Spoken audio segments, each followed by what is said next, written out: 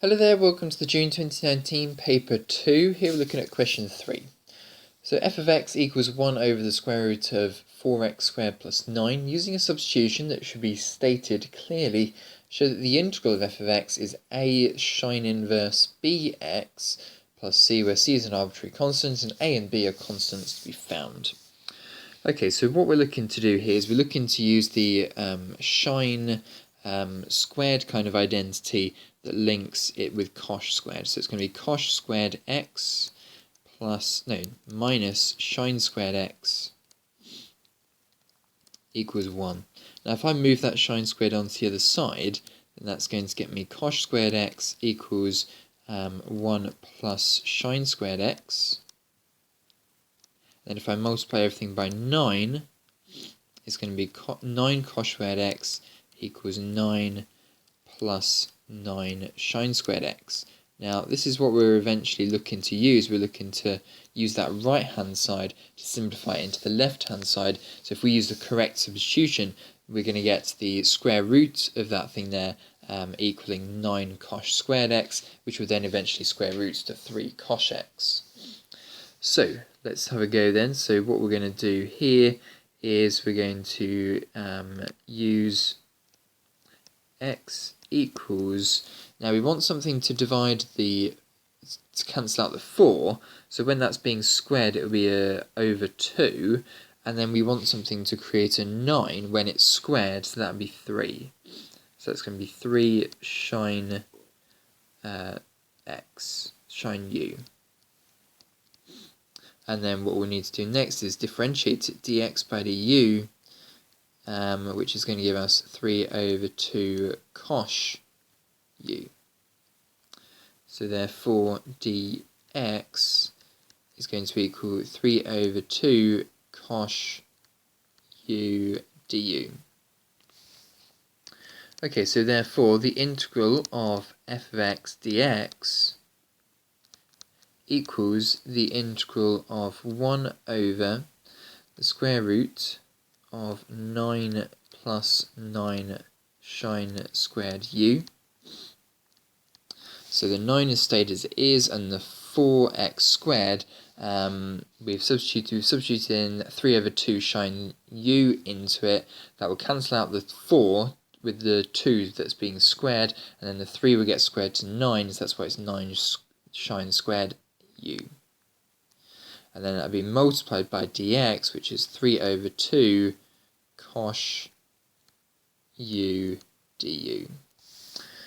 Okay, so this thing, if I factorise out the 3 over 2 to the front, is now going to be, so inside the brackets here is going to be, in fact, let's, no, actually, no, what do? We only factorise out the half, don't we? Only factorise out the half, because then inside the brackets here is going to be 9 cosh squared u times 3 cosh u du. And now we can cancel out this thing on the bottom here and this thing on the top here. Yeah, that's right. So it's just a half integral 1 du. So therefore, this is equal to a half u plus c.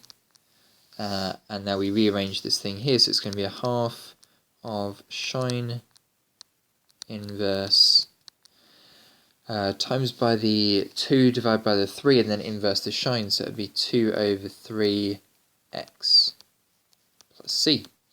So there we are, that's the answer for this question here. So a is equal to a half, b is equal to 2/3. Okay, let's move on to the next bit. So just a reminder, it's a half sine inverse 2 over 3x plus c. Okay, so hence find in exact form in terms of natural logarithms the mean value of f of x over the interval from 0 to 3. So what that means is we need to calculate a third of the integral from 3 to 0 of f of x dx. So we divide by the width of the interval, the front, so that's what makes it a mean value. So it's therefore going to be 1/3 of the integral half sine 2/3 sine inverse rather 2/3 x between 3 to 0. So let's factorise out the half. It's going to be 1/6 of sine inverse 2 minus sine inverse 2/3. No, 0. Sine of 0 is 0, so that can just cancel out 0. So it's going to be 1/6 sine inverse 2. So now we need to recall the natural logarithm for sine inverse. So it's going to be ln of x. Now I just need to grab my formula booklet here and have a little look. It's going to be